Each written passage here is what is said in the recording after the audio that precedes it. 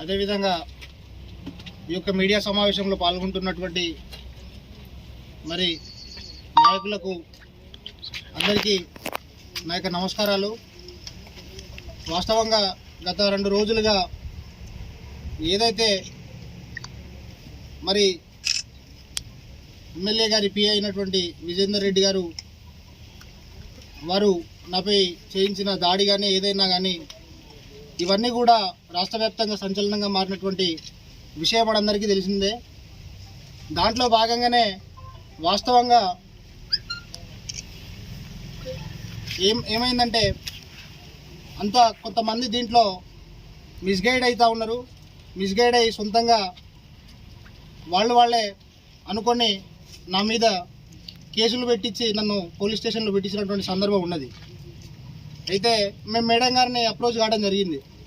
Palakurthi MLA గారిని approach అయిన సందర్భంగా, మేడం ఇది మీరే చేయించిల్లా లేదంటే ఎవరు చేయించిల్లు, ఇది ఏంటిది మేడం, మాకు అన్యాయం జరిగింది, ఇవాళ మా అన్యాయానికి మరి మాకు న్యాయం కావాలన్నట్టుగా పోతే అక్కడ అధికారులతోనే కానీ వాళ్ళతో కానీ మాట్లాడడం జరిగింది. వాస్తవానికి మా ఫ్యామిలీ కానీ మేమంతా కానీ మెంటల్గా ఒక రకంగా ఇబ్బందులు పడుతున్నాం. సరే, ఏదైనా ఒకరికి లాభం జరగవచ్చు, నష్టం జరగవచ్చు. సరే, నాకు నష్టం జరిగినా కానీ దీన్ని కొంతమంది వేరే రకంగా వాడుకుంటున్నారు. సో దీన్ని కూడా దృష్టిలో పెట్టుకొని ఇప్పుడు సమాజంలో ఉన్నాం, రాజకీయాలలో ఉన్నాం. ఏదైతే పాలకుర్తి నియోజకవర్గంలో మరి పాలన అభివృద్ధి మరి సరిగా జరగాలంటే మరి మనందరి సహాయ సహకారాలు కూడా అవసరం.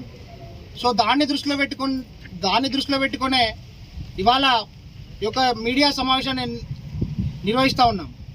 మరి పాలకుర్తి ఎమ్మెల్యే గారు వారు అతి పిన్న వయసులోనే ఎమ్మెల్యేగా అయిన సందర్భం ఉన్నది. నేను ఏదైతే మొన్నటి నుంచి జరిగిన మీడియా సమావేశంలో మీరందరూ కూడా గమనించినా కూడా ఒక్క మాట కూడా తప్పుగా ఎమ్మెల్యే గారి గురించి మాట్లాడలేదు. నాకు అన్యాయం జరిగింది దాని గురించి మాట్లాడారు అంతే. కానీ కొన్ని వేరే మనుషులు కానీ మీడియా ఛానళ్ళు కానీ ఎమ్మెల్యే గారే ఎమ్మెల్యే చేయించింది అన్నట్టుగా వార్తలు వచ్చినాయి. సో దాన్ని దృష్టిలో కూడా పెట్టుకోవాల్సిన అవసరం ఉన్నది. వాస్తవం ఏంటిదంటే మేము అంతా తెలుసుకున్నాం. ఆ వాస్తవాన్ని గ్రహించే ఇవాళ ఈ మీడియా సమావేశాన్ని నిర్వహిస్తూ ఉన్నాం.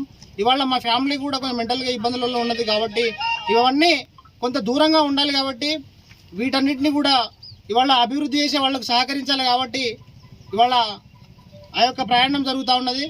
దీంట్లో వేరే ఏ ఉద్దేశం లేదు. అప్పటికే నా మీద స్టార్ట్ అయినాయి విష ప్రచారాలు స్టార్ట్ అయినాయి. నేను పాలకుర్తి నియోజకవర్గ ప్రజలకు 2 చేతులు జోడించి ఒకటే నమస్కరిస్తూ ఉన్నా. సురేష్ బాబు అనేటువంటి వ్యక్తి ఏ ఒక్క వ్యక్తి కానీ అదరడు బెదరడు లొంగడని కూడా ఈ సందర్భంగా తెలియజేస్తా ఉన్నా. ఎందుకంటే మా కుటుంబం నన్ను అట్లా పెంచింది, మా ఫ్యామిలీ నన్ను అట్లా పెంచిళ్ళు. ఈ యొక్క సమాజంలో నేను అట్లా జరిగిన ఇవాళ ఎక్కడ కూడా అన్యాయం చేయబోము, రాజ్యాంగాన్ని దాటబోము. మాకు అన్యాయం చేస్తే మాత్రం ఊరుకోము. ఇవాళ ఎమ్మెల్యే గారు ఒకటే స్పష్టమైన హామీ ఇచ్చిర్రు. తమ్ముడు, నీకు ఏదైతే నువ్వు నాకంటే 2-3 సంవత్సరాల చిన్నోడు కావచ్చు, కానీ నీకు జరిగిన అన్యాయం గురించి నేను బరాబర్ కొట్లాడతా. ఇవాళ అధికారంలో ఉన్నాం, మనం కాకపోతే ఇంకెవరు చేస్తారు అన్న హామీని ఇచ్చిళ్ళు. సో మనకి ఇచ్చిన ధైర్యం చాలా పెద్దది. సో వాళ్ళు అధికారంలో ఉన్నారు. వాళ్ళు రేపటి నాడు ఏది కూడా మనకు అన్యాయం చేయకుండా న్యాయం చేస్తారన్న నమ్మకం వాళ్ళ మీద ఉన్నది. ఈ పాలకుర్తి నియోజకవర్గాన్ని మరి సమృద్ధిగా ఇవాళ అందరినీ కలుపుకొని అభివృద్ధి పథంలో నడిపిస్తారని నేను ఆశావాహ వ్యక్తం చేస్తా ఉన్నాను. అదేవిధంగా ఇవాళ ఎక్కడా కూడా సురేష్ బాబు గురించి విష ప్రచారాలు చేసిన పాలకుర్తి నియోజకవర్గ ప్రజలు మాత్రం నమ్మకూడదని చెప్పేసి ఈ సందర్భంగా నేను తెలియజేస్తా ఉన్నా. ఇవాళ ఎమ్మెల్యే గారు అంటేనే ఇవాళ వాళ్ళు మాట్లాడిండ్రు. వాళ్ళు వాస్తవంగా నేను పోయిన దానికి కారణం ఏంటంటే మా అమ్మాయి మొన్న ఏడ్చింది, మా నాన్న మొన్న ఏడ్చిండు. ఇవన్నీ ఎమ్మెల్యే గారికి చూసినాక ఒక తల్లి బాధ ఏంటిదో ఎమ్మెల్యే గారు అర్థం చేసుకున్నారు.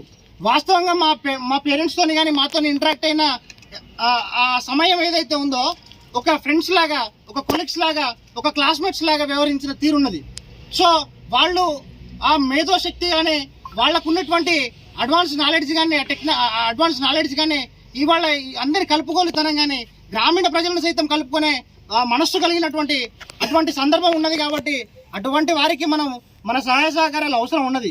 సో మిమ్మల్ని ఒకటే రిక్వెస్ట్ చేస్తా ఉన్నా, ఇవాళ నా మీద ఎవరు విష ప్రచారం చేసినా నమ్మొద్దనేసి ఈ సందర్భంగా మిమ్మల్ని తెలియజేస్తా ఉన్నాను.